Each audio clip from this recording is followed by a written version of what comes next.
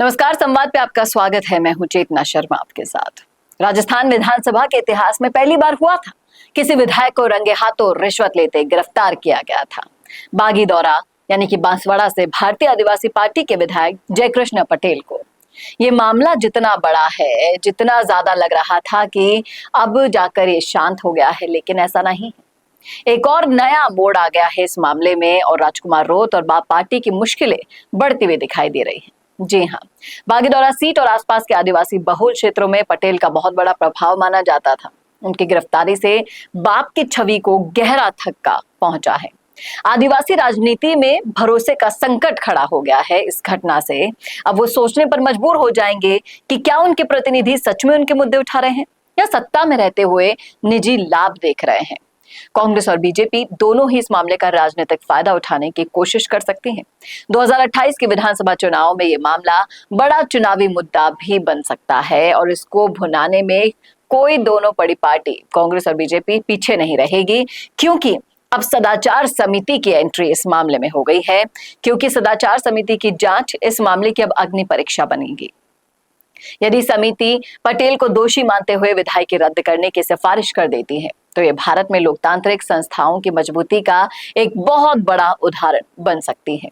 और यदि मामले को राजनीतिक या जातीय दबाव में दबा दिया जाता है तो ये विधानसभा की साख को और भी कमजोर कर देगा और ऐसा नहीं होने देंगी ये दोनों बड़ी पार्टियां। और एक जो भ्रष्टाचार के खिलाफ संदेश जाएगा राजस्थान की जनता के बीच, वो ये जाएगा कि जो एसीबी है उन्होंने एक सख्त संदेश दिया है कि अब विधायकों पर भी कार्रवाई से कोई परहेज नहीं होगा और इससे भविष्य में दूसरे जनप्रतिनिधियों पर भी नैतिकता का दबाव बढ़ेगा कि वो अपने अधिकार का दुरुपयोग ना करें।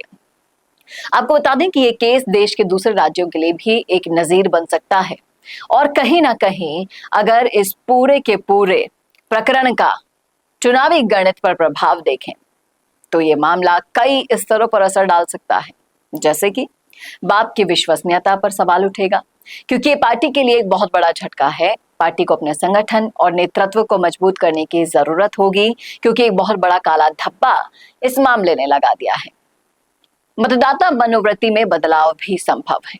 आदिवासी मतदाता पारदर्शी और ईमानदार चेहरों को प्राथमिकता दे सकते हैं और कांग्रेस और बीजेपी इस मुद्दे को भ्रष्टाचार विरोधी नैरेटिव में जोड़कर चुनाव में फायदा उठाने की भरपूर कोशिश करेगी। कोई भी इसमें पीछे नहीं रहने वाला है।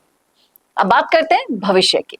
तो ये मामला सिर्फ एक विधायक की गिरफ्तारी तक तो सीमित नहीं रहने वाला है। इसको जिस तरीके से उठाया जा रहा है, अगर इस पर कठोर निर्णय लिया गया तो ये राजस्थान की राजनीति में नैतिक पुनर्जागरण की एक शुरुआत तो हो सकती है, लेकिन राजकुमार रोत के लिए आफत की शुरुआत भी होगी। जनता के विश्वास को और कमजोर करेगा। सत्ता में बैठे लोग बच निकलते हैं ये वाली धारणा को गहरा करेगा और तीसरे मोर्चे से जिस तरीके से हनुमान बेनीवाल की पार्टी को उखाड़कर फेंका था जनता ने, वैसा ही नजारा शायद बाप पार्टी को भी झेलना पड़ सकता है। बशर्ते अब होता क्या है, समिति क्या फैसला करवाती है, कैसे क्या इस मामले में जो भी होगा, ये तो सब फ्यूचर की बातें हैं। लेकिन आप क्या सोचते हैं इस मामले पर? क्या लगता है आपको कि जयकृष्ण पटेल को वाकई में फंसाया गया है या फिर वो पकड़े गए हैं, उनमें वाकई में खोट था? क्या कहते हैं आप? रखिएगा राय कमेंट बॉक्स में। कैसा लगा वीडियो ये बताना ना भूलेगा और ऐसे वीडियोस के लिए देखते रहिए संवाद भारत का, भारत के लिए। नमस्कार। क्या आप भी बनना चाहते हैं अपने जिले की आवाज? क्या आपके अंदर है सच दिखाने का जुनून? क्या आप भी रखते हैं समाज को आईना दिखाने का हौसला? तो संवाद न्यूज आपके लिए लाया है एक बहुत बड़ा मौका। जी हाँ, अगर आप भी बनना चाहते हैं अपने जिले की आवाज और कमाना चाहते हैं पत्रकारिता की दुनिया में अपना खुद का नाम, तो जुड़िए संवाद न्यूज से, जहां 4.5 लाख सब्सक्राइबर से भी ज्यादा का हमारा परिवार है और 10 करोड़ से भी ज्यादा व्यूज है। तो सोच कर रहें, नीचे दिए गए नंबर्स पर आज ही कॉन्टैक्ट करें।